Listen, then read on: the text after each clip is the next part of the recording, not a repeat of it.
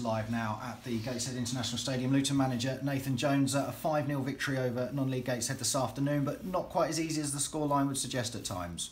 First half, maybe not. Second half, I thought first half was a real contest. I thought we had the better of things, and we had two real good chances in terms of Dan Potts' header and Luke Berry's chance, and then obviously we took the lead. Unfortunate circumstances for Gateshead, but we went in 1-0 up. But second half, I thought we were outstanding. I thought we really were. I thought we moved the ball well. I thought we upped the tempo. Some of our play at times, especially for the goals, was outstanding. And we're delighted with the win. We'd been delighted with any win, but to do it in the manner we did, we're very happy. You certainly named a very strong side to come up here. Was there any temptation to just perhaps rest a few, or you're always... No. Look, we've got 3 games this week, which everyone's going to play and get involved, because we want to progress in 3, or want to move forward in 3 competitions, 3 big games, and this was the first one. So you go as strong as you can in the first one.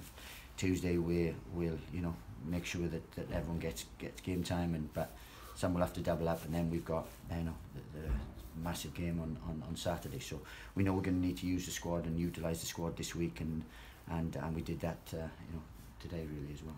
You've touched on the opening goal already. Came just 4 minutes before half time, but just talk about the circumstances and what's happened there. Look, it was a collision between the 2 players. Ball's run free. It's gone to Ollie Lee's put the ball in the net. Then obviously when the referee's seen that something could be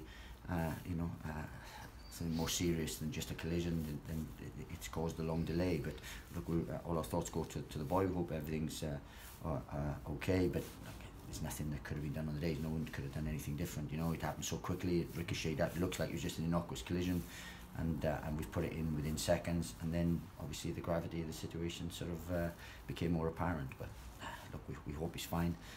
He's been on prayers this week, so tonight. So hopefully it was just a collision really. And it can certainly affect both teams, can't it? After the players have witnessed something like that. Yeah, definitely. Look, and look, we hope. I mean, what happens is sometimes when people go off in stretchers and there's oxygen and so on, these are all precautionary things, and so hopefully it's not as severe as that. We've lost Cuthbert and things and been stretchered off, and we're really worried about it. And next thing you know, he's breakdancing on Saturday night. So it's hopefully that's the case with the boy and so on. But obviously the paramedics and the first aid have to take these precautionary things, and when someone goes off on oxygen on a stretcher, you fear the worst, but hopefully in God's will everything will be okay. Was it difficult at half time with the players in the changing rooms, or? No, I don't think that. Look, afterwards obviously sentiment would kick in a little bit, but I felt we were not really at our best first half, but credit to Gateshead for that, because obviously they would have needed to negate us. They dropped off, denied space, so we couldn't play. But we needed to up the tempo slightly. We did that, I thought, second half very well. And once we got the second goal, then we knew they'd have to come out a little bit, and then we took the game away from them. So we're very pleased. Tactically, I thought we were good. I thought in terms of what we did, and then some of our goals second half were outstanding. Some of the movement and the passing, we really did control the game, and we took the sting right out of the game. And fair play to Gateshead. They came and had a few half chances late on, and really did try and get a goal, but obviously the 4th and 5th killed it really. I mean, we've spoken a few times this season about the importance of getting 2 quick goals, and we've done that again this afternoon, didn't we, with Dan Potts and Elliot Lee?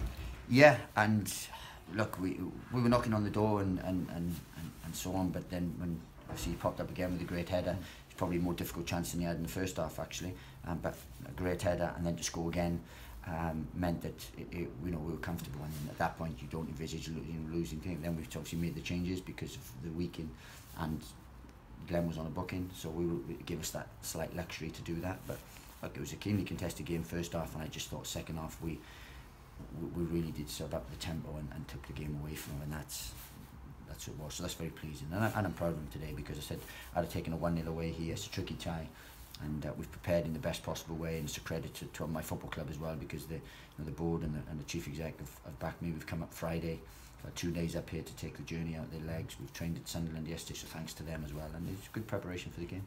You mentioned Glenn's booking. Danny also picked up a yellow card for simulation. Your view on that? Did you feel there was contact? I'm gonna have to have a real look at it again. I'm not 100%. Danny's adamant it was, and so on. And look, I'm delighted that he didn't give the penalty if it was simulation, because we'd have missed him for 2 games. So that's that's one thing. So look, at least there's no case to answer there. So I prefer not to answer that. I'm happy enough we've won 5-0.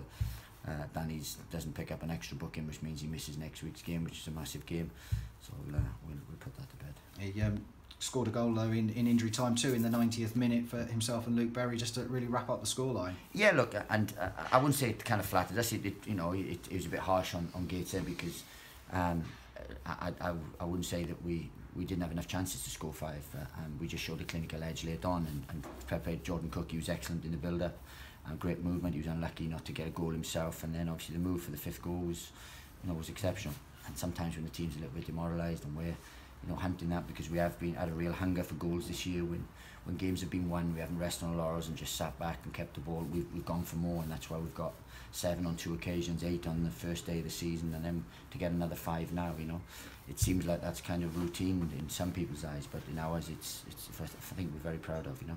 After the first round victory over Portsmouth, I asked you about your thoughts on the draw for the second round, and you sort of joked about who we'd end up getting. Do you want to make a prediction for the third round draw on Monday? Well, I predict we're going to get a good one. I predict we're going to get an Arsenal or a Tottenham or a Man United or a Man City. I think one of those 4 we're going to get. And but look, we're delighted to be in the third round. It's a good place to be at the minute. Our club, we'd obviously go into a big fixture, top of the league, and in the third round of the cup, which is pretty much all you can ask for at this stage. And just one player missing out from the squad today we're aware of, Harry Cornick. Just like to update us on the situation there. It's a bit of a mystery one really. Trained really hard on Wednesday, and Thursday had off, and Friday came in with a sore hamstring. So it was, we don't take any precautions. He's travelled up, he's had treatment, feels a lot better. But just a real random one really, because it's unfortunate, because of the games we have. We need a full squad this week, and we've picked up a couple of little niggles last week, and it's a little bit unfortunate. But look, we didn't take any gambles with any of our players, and hopefully we'll have him and Carlo available for Saturday. Lovely, thanks very much, Nathan. Cheers.